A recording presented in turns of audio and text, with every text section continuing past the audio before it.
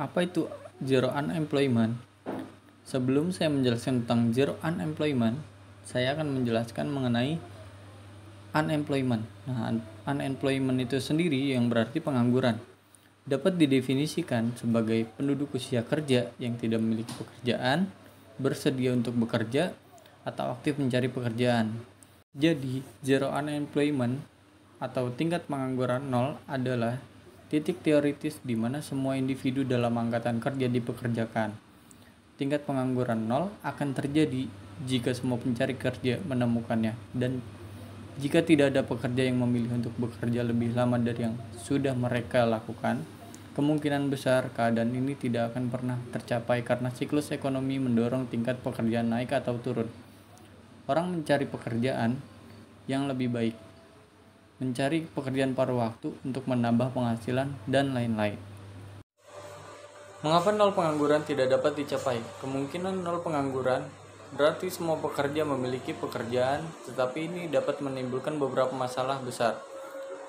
Seperti pemerintah perlu meningkatkan jumlah pekerja yang berdedikasi untuk memantau penipuan yang dihasilkan dari setiap orang yang dipekerjakan, karena tidak ada lagi yang dapat mengklaim tunjangan seperti sekarang.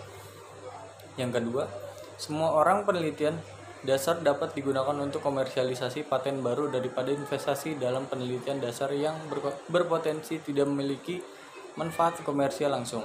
Yang ketiga, pengangguran nol dalam jangka waktu yang lama kemungkinan besar akan menyebabkan inflasi nol dari pertumbuhan ekonomi nol karena ekonomi beroperasi dengan kapasitas penuh tanpa ruang tambahan untuk ekspansi. Tingkat pengangguran nol ternyata memiliki efek yang akan dirasakan oleh seluruh lapisan masyarakat. Efek tersebut yaitu semua bisnis perlu mengubah model bisnis mereka. Karena tidak ada lagi yang menganggur, maka sedikit pula pengeluaran untuk menggaji. Tidak hanya itu, pemerintah perlu mengubah cara pajak dikarenakan nol pengangguran, maka pajak penghasilan sama dengan nol. Hal ini terjadi karena masyarakat akan mencari pekerjaan yang lebih baik atau mencari pekerjaan paruh waktu. Dengan pemerintah mengubah sistem pajak, maka akan mencari aliran pendapatan alternatif, yaitu dengan pajak pertambahan nilai atau menyebabkan penjualan yang lebih tinggi.